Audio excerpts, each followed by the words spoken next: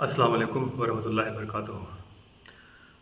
Health کے بارے میں اسلام کے رائے۔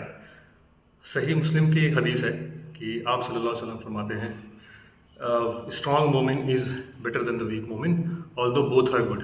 مطلب اسٹرانگ جو مومن ہے، ہیلتھ وائز جو اسٹرانگ ہے، وہ زیادہ بینیفیشیل ہے، زیادہ لویبل ہے اللہ تعالیٰ کو بجائے ویک مومن کے۔ اور خود حضور صلی اللہ علیہ وسلم کافی بڑے فین تھے ہیلتھ میں۔ جو ان کی اسپیشل اور فوکس اسپورٹس تھے جو لائک کرتے تھے، وہ کیمل اینڈ ہارس رائڈنگ تھی، آرچری تھی which requires upper body strength, اور رننگ تھی۔ رننگ کے بارے میں ان کی حدیث بھی ہے سیدہ عائشہ رضی اللہ عنہا کے ساتھ۔ اور اتنی بڑی امپورٹنس ہے کہ سیکنڈ جو خلیفہ تھے سیدنا عمر، جب انہوں نے ابو عبیدہ رضی اللہ عنہ کو بھیجا پرشین امپائر کو ٹیک اوور کرنے کے لیے، اس سمے انہوں نے ان کو خط لکھا کہ صحابہ کو اور آرمی کو آرچری سکھانے کے لیے۔ تو ہمیشہ اس کی ایک بہت امپورٹنس رہی ہے۔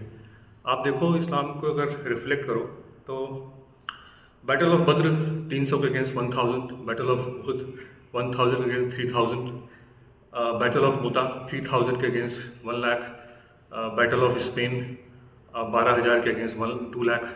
ہمیشہ جو اسلام نے جیتا ہے وہ 1:10 ریشیو یا 1:3 ریشیو میں۔ یہ کیسے ہوا؟ بنا اسٹرینتھ کے تو نہیں ہوا۔ اگر ویک مومن ہوتے تو یہ کچھ نہیں پاسبل تھا۔ انفیکٹ جو سب سے بڑے آدمی جو رسپانسبل تھے in battle of Uhud for the death of 70 صحابہ، وہ تھے خالد بن ولید۔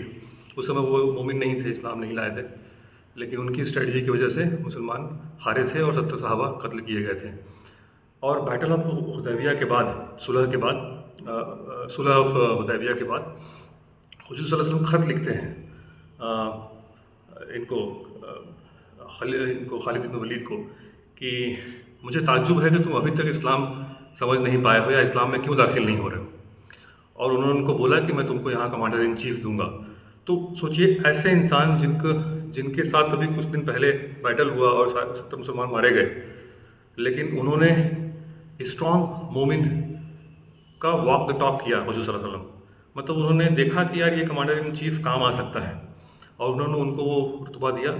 اور انفیکٹ بیٹل آف موتا کے بعد جب وہ صحابہ کو بچا کے لے آئے 3000 صحابہ کو، تو ان کو سیف اللہ کی تلوار کا خطاب ملا، رائٹ۔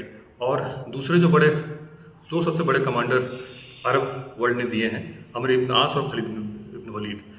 عمرو بن عاص نے وہ ہیں جو سیدنا عمر کو بہت کنونس کیے کہ ایجپٹ، مصر ہم فتح کر سکتے ہیں، اور وہ مصر کے عامل بنے، جیتا انہوں نے۔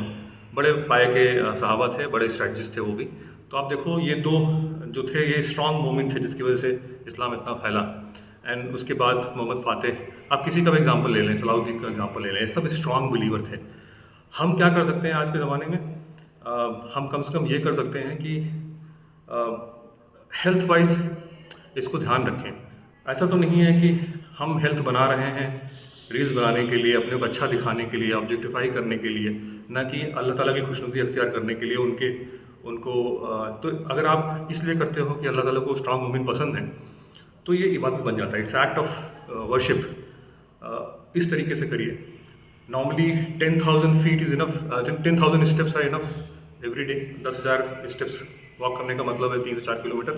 اگر وہ نہیں ہو پاتا ہے تو 5,000 steps are enough for you.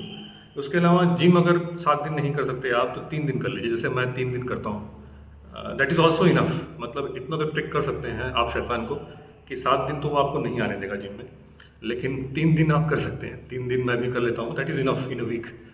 اور اگر سہولیت نہیں ہے پارک وغیرہ کی ٹہلنے کی تو ٹریڈ مل رکھ لیجیے، گھر کے اندر واک کر لیجیے۔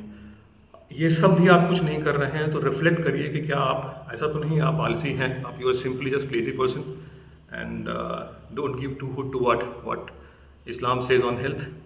تو اللہ تعالیٰ ہمیں آپ کو کہنے سننے سے زیادہ عمل کرنے کی توفیق عطا فرمائے۔ وآخر دعوانا ان الحمد للہ رب العالمین۔